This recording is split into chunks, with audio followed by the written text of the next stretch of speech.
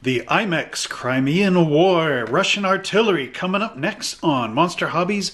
What's in the box? What's in the box? What's in the box? What's in this box? What's in the box? Hello everybody, welcome back to another exciting episode of Monster Hobbies What's in the Box, and today we are looking at Imex's Crimean War, Russian artillery, which is a very cool model kit, as we will soon see.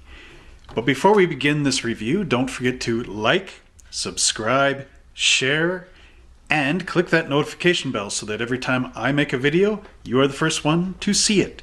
And if you'd like to help us out on Patreon, please do that by clicking on the link below in the description.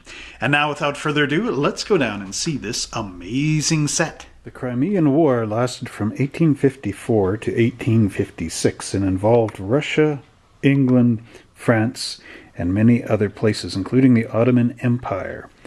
So Imex has this great box here for the Crimean War. And, well, let's zoom in a little bit. In. There we go, yeah. So they've got this great box here. And it comes with 27 figures and 3 cannons. And the nice part about these is they do have a painting call-out chart on the back, which shows you how to paint the uniforms and what they look like. So, a very good set.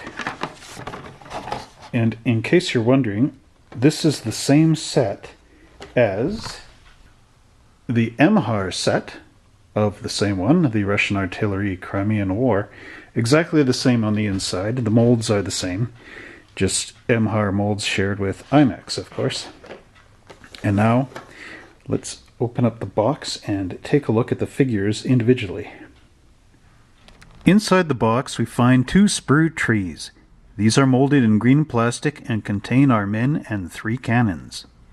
The first figure we will look at is in a kneeling gun pose. The sculpting is done well and you can see the folds in his long coat. These 2 men are standing at the ready around the cannon. They carry a shell in their hands. These 3 men are also carrying shells, but note their crisp uniform belts.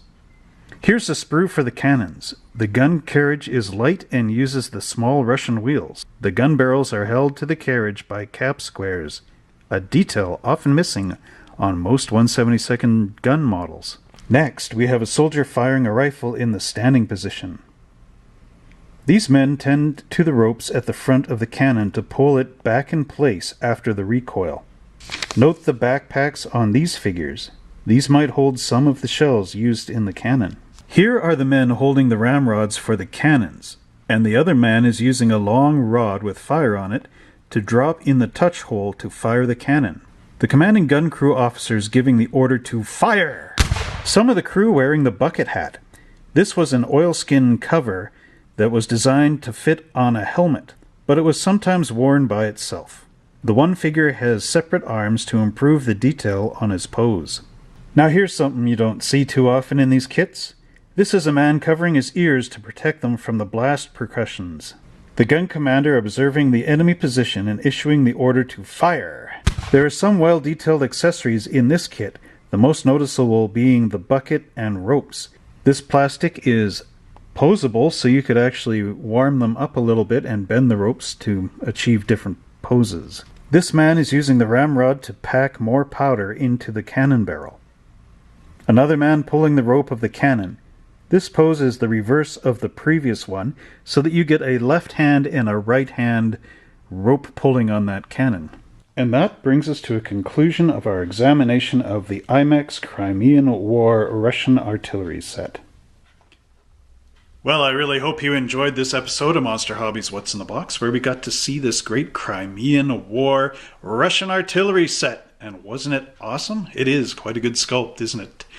And so if you would like to continue seeing these great videos and want to support us, please do so by going on Patreon. Every little bit helps. And don't forget to like, subscribe, share, and click that notification bell so that every time I make a great video, you are the first one to see it. And now let's put this back on the shelf where you will be able to purchase it. Good enough. By coming into the store or by going and visiting us online. And I've got a great description about that product right on our website, www.monster-hobbies.ca.